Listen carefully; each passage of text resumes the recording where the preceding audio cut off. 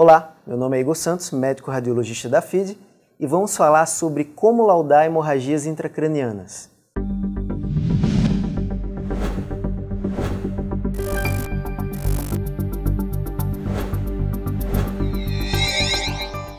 Ao final desse vídeo você irá entender o papel da tomografia computadorizada nas hemorragias intracranianas, os elementos essenciais do laudo e os principais achados de imagem das hemorragias intracranianas, sejam eles a hemorragia epidural ou extradural, a hemorragia subdural, hemorragia subaracnoide e as hemorragias intraparenquimatosas.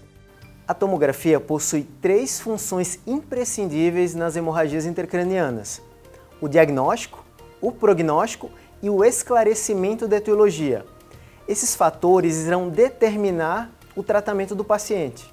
Para que isso ocorra, são necessários alguns elementos essenciais no seu laudo: a localização, o tamanho, volume ou espessura dessa hemorragia, o formato, seja ele regular ou irregular, a densidade homogênea ou heterogênea, presença ou ausência de hidrocefalia, presença ou ausência de hemorragia intraventricular, ou efeito de massa, seja um desvio de linha média ou algum tipo de herniação, e sempre que possível, faça a sugestão etiológica dessa hemorragia.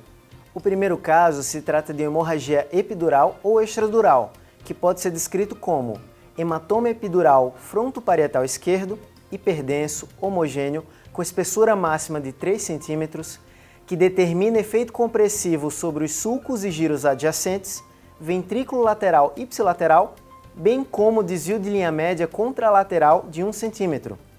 Ausência de hidrocefalia ou hemorragia intraventricular. E a opinião: hematoma epidural agudo frontoparietal esquerdo, desvio da linha média para a esquerda de 1 cm.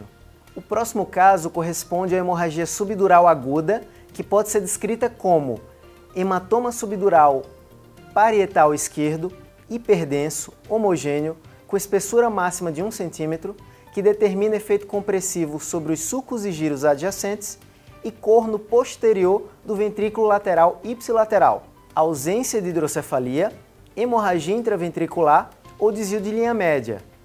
A opinião correspondente seria hematoma subdural agudo parietal esquerdo. A densidade do hematoma ela reduz com o tempo.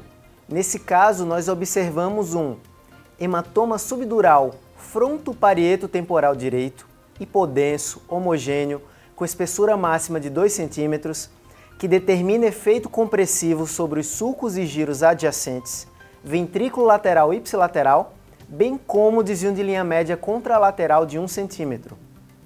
Ausência de hidrocefalia ou hemorragia intraventricular.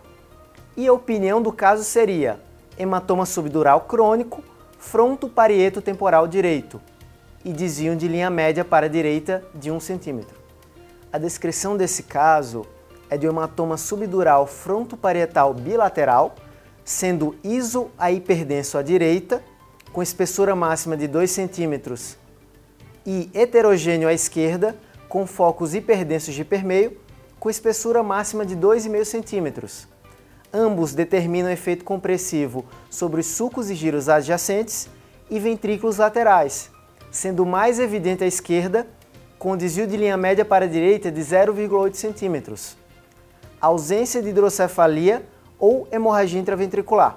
A opinião desse caso seria hematoma subdural frontoparietal bilateral, sendo subagudo à direita e crônico agudizado à esquerda, com um desvio da linha média para a direita de 0,8 cm. Inclusive, podemos perceber diferentes estágios de evolução de hematomas em um mesmo paciente. Perceba que há uma possibilidade do hematoma agudo ser isodenso em um paciente anêmico. Fiquem atentos para esse pitfall. Esse caso de hemorragia subaracnoide pode ser descrito como hemorragia subaracnoide com componente principal de espessura maior que 1 mm, que ocupa as cisternas da base e se estende para as fissuras silvianas, forames de Magendie e Lusca, bem como para o espaço subaracnoide perimedular. Observam-se ainda focos hemáticos de fina espessura juntos à foice cerebral e difusos nos sulcos de ambos os hemisférios cerebrais. Não há sinais de hemoventrículo ou hidrocefalia. E a opinião poderia ser hemorragia subaracnoide difusa sem sinais de hemoventrículo, conveniente correlação com o estudo angiográfico. Este caso exige atenção pela sutileza dos achados, que descreveremos como hemoventrículo caracterizado por deposição de conteúdo hemático nos cornos posteriores dos ventrículos laterais. Não há sinais de hidrocefalia e a opinião correspondente seria hemoventrículo nos cornos posteriores dos ventrículos laterais.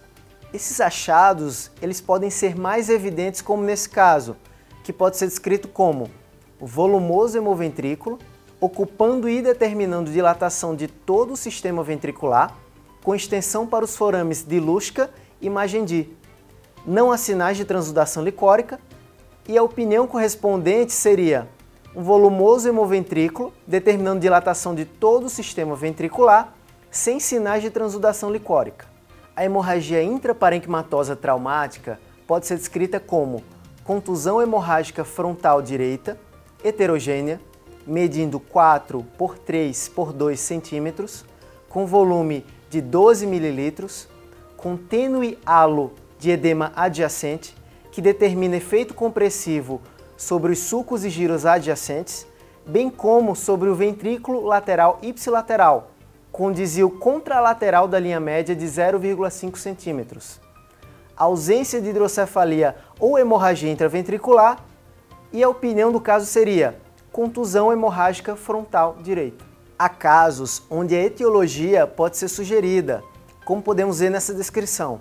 Um hematoma nucleocapsular esquerdo homogêneo de contornos irregulares, medindo 6 por 4 por 3 centímetros, volume de 38 ml, com halo de edema adjacente, que determina efeito compressivo sobre os sulcos e giros adjacentes, bem como sobre o ventrículo lateral ipsilateral e desvio contralateral da linha média de 0,8 centímetros.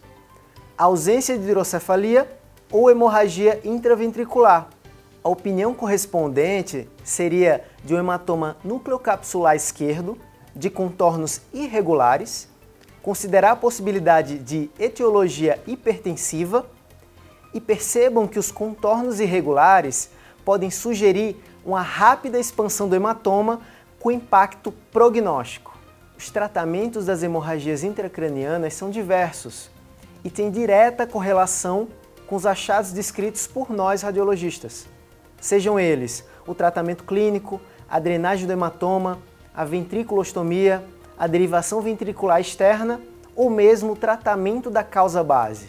Como referências bibliográficas, tivemos a pesquisa realizada nestas fontes que colocamos à disposição neste vídeo. Para maiores informações, acesse o nosso portal.